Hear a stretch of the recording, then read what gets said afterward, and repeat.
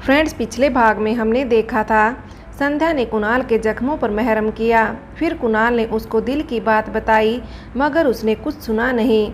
वो जा चुकी थी। उसके बाद कुणाल भी सो गया।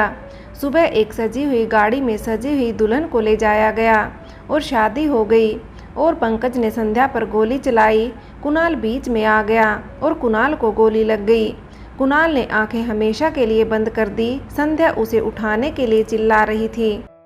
लास्ट बार कुणाल की आंखों में अपने लिए प्यार देखकर, उसकी आंखें हमेशा के लिए बंद देखकर संध्या के दिल में क्या गुजरी होगी। संध्या ने पल भर में उन सब लम्हों को याद किया। कुणाल के साथ शादी के दिन से तलाक तक के इमोशन सारे संध्या याद किए जा रही थी, रोए जा रही थी। हमेशा मेरे लिए जीते रहे आप, प्लीज़ उठ जाओ, मुझे भी आपके लिए जीना है, आपके बिना नहीं जी सकती, प्लीज़ उठ जाओ, संध्या रोते हुए बोली। पूजा भी संध्या को संभालने की कोशिश कर रही थी, मगर खुद भी रो रही थी।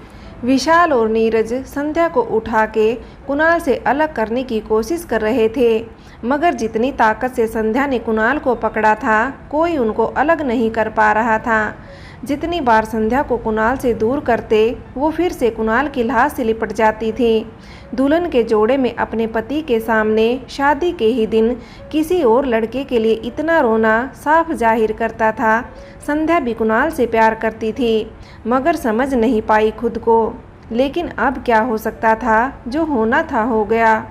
पूजा आखिरी बार कुणाल को उठाने के लिए चिल्लाए, कुणाल प्लीज उठ जाओ, संध्या की शादी है, उसको लेकर जाना है शादी में।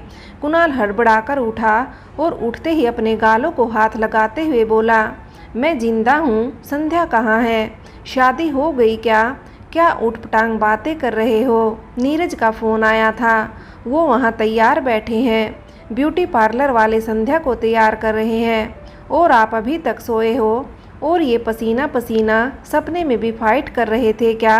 पूजा बोली, हे भगवान, इतना बुरा होता है मरना, बाप रे बाप। कुणाल बड़बड़ाया, एक मिनट, क्या बोले, उठते ही पूछा आपने, मैं जिंदा हूँ, इतना बुरा होता है मरना, क्या सपना देखा आपने, और पसीना तो देखो जरा, मेरे पापा का तकिया भिगा दिया सारा, मैं अभी आया 5 मिनट में। कुणाल बोलकर भागता हुआ गाड़ी की तलाश में गया। लेकिन जा कहाँ रहे हो, पूजा चिल्लाई, मगर कुणाल बिना बताए भाग गया। अरे मोबाइल तो लेते जाओ, पूजा फिर चिल्लाई, मगर कुणाल जा चुका था।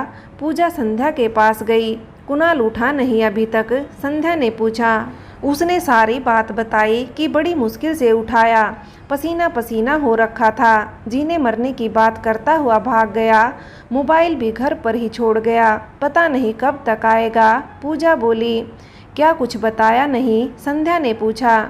संध्या को बहुत टेंशन होने लगी। अरे टेंशन मत ले, कुछ काम से गया होगा, और तुम टेंशन ले रही हो, दोस्त ही है, दूल्हा नहीं, जिसके भागने से तुम्हारी शादी रुक जाएगी। पूजा बोली। संध्या के पास कोई जवाब नहीं था, ना वो पूजा को समझाना चाहती थी कुछ। उसका फ़ोन यही है क्या, संध्या ने पूछा। हाँ, मेरे पापा के कमरे में है, पूजा ने बताया। ला दे यहाँ प्लीज, संध्या बोली। पूजा लेने गई, लाते लाते कितनी कोशिश की पैटर्न खोलने की, नहीं खुला। क्या करोगे इससे, लोक है ये तो, पूजा ने कहा। मेरे नाम का पहला वर्ड डाल, संध्या बोली। ओहो, तो अभी भी आपका नाम ही है एस, लेकिन मैं किसी का पर्सनल फ़ोन नहीं छेड़ती, ये लो तुम ही करो गलत काम, पूजा बोली। संध्या ने पैटर्न में एस डाला और लॉक खुला। लॉक क्या खुला, पुराने यादों का पन्ना ही खुल गया। संध्या और कुणाल की एक सेल्फी होम स्क्रीन पर वॉलपेपर पर लगी थी, जिसमें कुणाल ने अपना चेहरा थोड़ा फुलाया था और संध्या ने जीभ बाहर निकालकर सरप्राइज पोज बनाया। उस दिन कुणाल और संध्या झील गए थे, उन्होंने स्विमिंग पूल में डुबकियां भी मारी थी। फोटो में संध्या के बाल भी गीले थे और कुणाल भी पूरा भीगा था। संध्या की भीगे बाल गाल पर चिपके थे और जीभ बाहर निकालकर पोज दिया था, और कुणाल ने मुंह फुलाया पोज दिया था। लेकिन फ़ोटो बड़ी ज़बरदस्त आ गई थी। जब ये फ़ोटो खींची तो संध्या ने फ़ोटो डिलीट करने को बोला, जो कि कुणाल ने नहीं किया। उसने मना कर दिया। गुस्सा होकर संध्या नाराज हो गई थी। फिर कुणाल ने मनाने के लिए बोल दिया कि डिलीट कर दिया। आज पता लगा कि उसने तो डिलीट किया ही नहीं था। फिर उसने डरते डरते गैलरी में प्रवेश किया ही था कि कुणाल ने आवाज़ लगाई, तैयार हो गए हो तो आ जाओ वरना हम लेट हो जाएंगे। लो आ गए कुणाल, तुम्हें टेंशन हो रही थी, पूजा संध्या से बोली।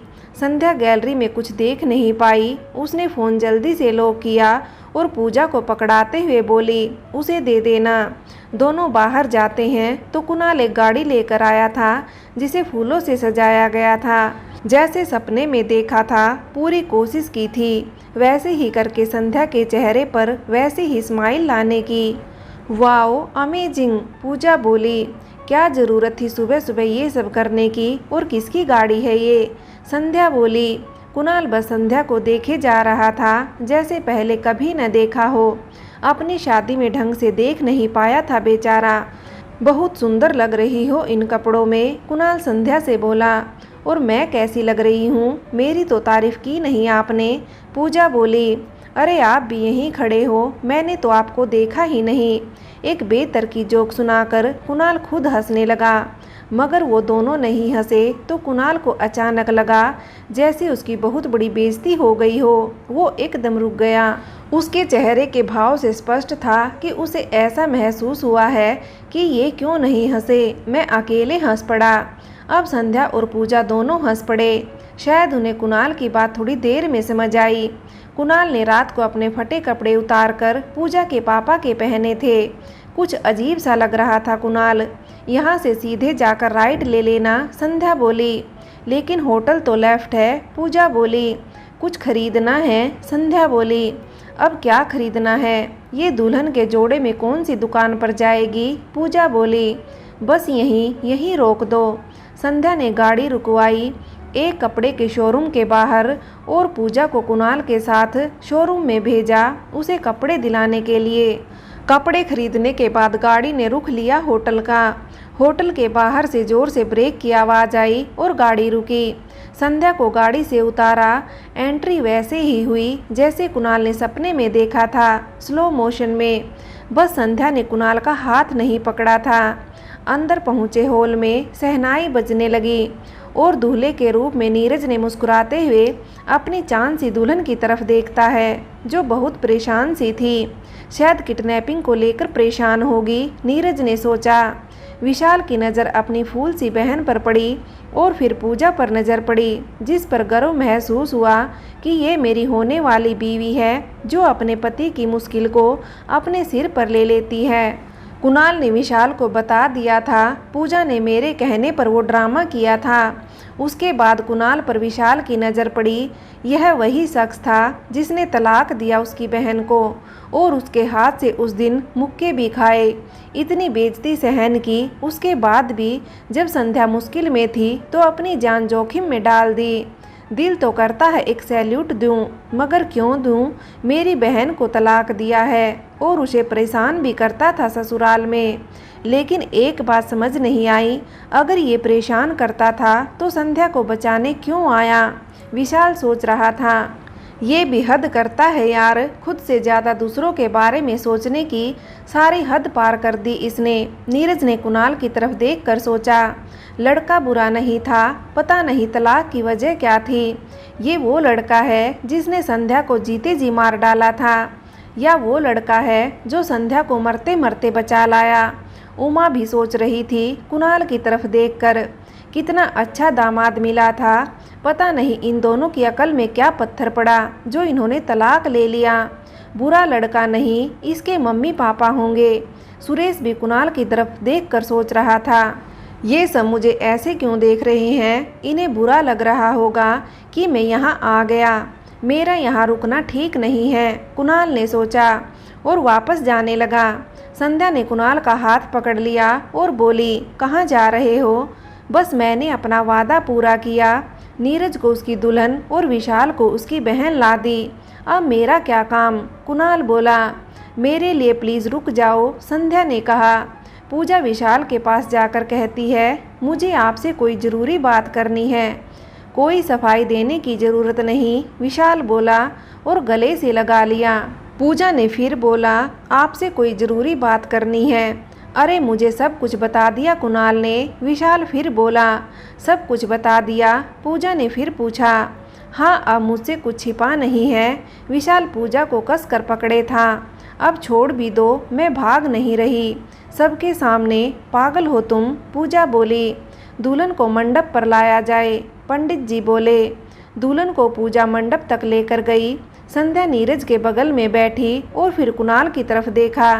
कुणाल के मायूस हुए चेहरे की तरफ जब भी संध्या देखती, वो अचानक खिल जाता और मुस्कुराने की कोशिश करने लगता। अब शादी की रस्में शुरू होने लगी थी। संध्या की बेचैनी बढ़ रही थी। न जाने उसे ऐसा लग रहा था कि उसने जिस खुशी के पल का इंतजार चंद महीनों से किया था, वो पल खुशी का पल है ही नहीं।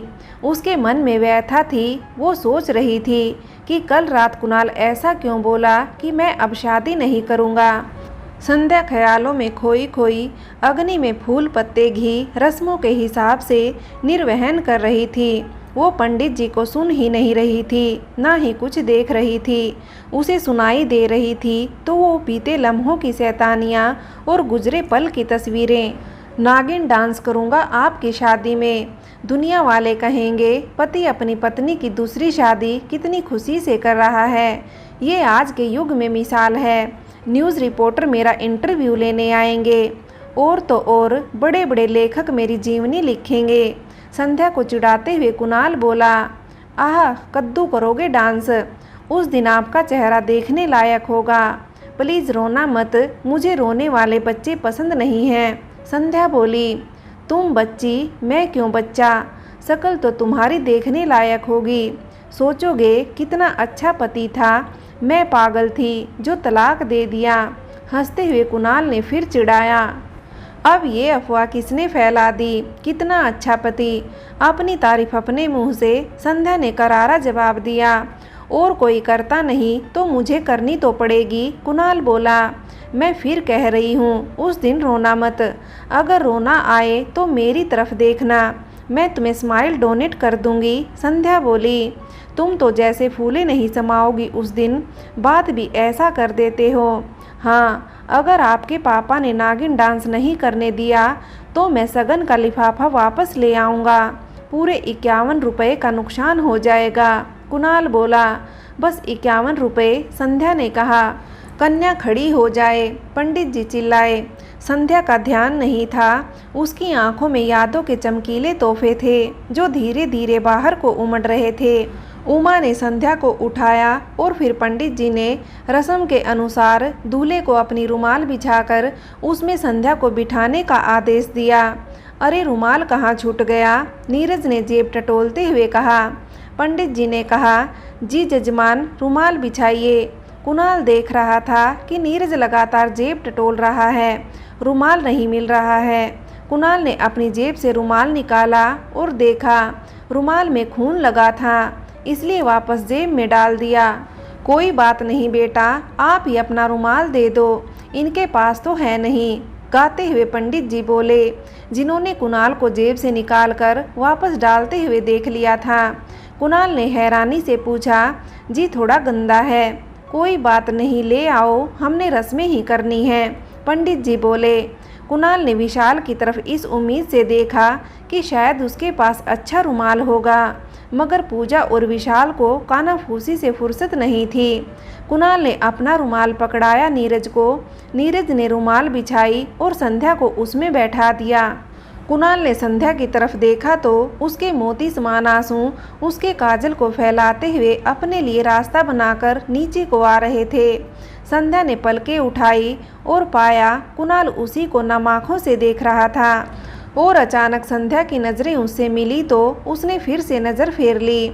संध्या को आज ऐसा लगने लगा था कि उसकी शादी नीरज से क्यों हो रही है, जिसको सिर्फ उसने ऑनलाइन प्यार किया था, ऑनलाइन वादे किए थे, जिसने सच्चे दिल से प्यार किया, जिसने हर पल इज्जत दी, जिसने मौत की भी परवाह नहीं की, जो 6 घंटे के रास्ते को 3 घंटे में तय करके खुद की गाड़ी की इतनी गंदी हालत करके आया था।